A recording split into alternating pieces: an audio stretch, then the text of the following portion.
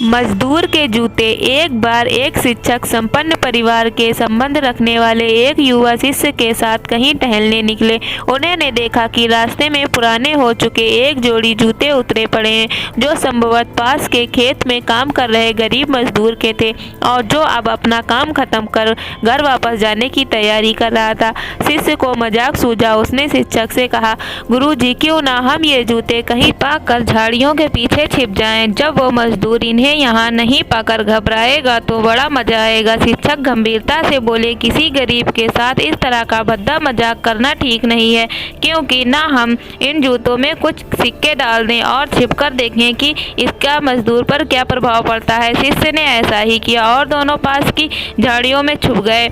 मजदूर जल्दी ही अपना काम खत्म कर जूते की जगह पर आ गया। उसने जैसे कि एक पैर जूते में डाला और किसी कठोर चीज का आभास हुआ। उसने जल्दी से जूते हाथ में लिए और देखा कि अंदर कुछ सिक्के पड़े थे। उसे बड़ा आश्चर्य हुआ और वे सिक्के हाथ में लेकर बड़े गौर से उन्हें पलट पलट कर देखने लगा। फिर उसने इधर उधर देखना लगा। दूर दूर तक कोई नजर नहीं आया तो उसने सिक्के अपनी जेब में डाल लिया। अब उसने दूसरा जूता उठाया, उसमें भी सिक्के पड़े थे। मजदूर भावी विभोर हो गया।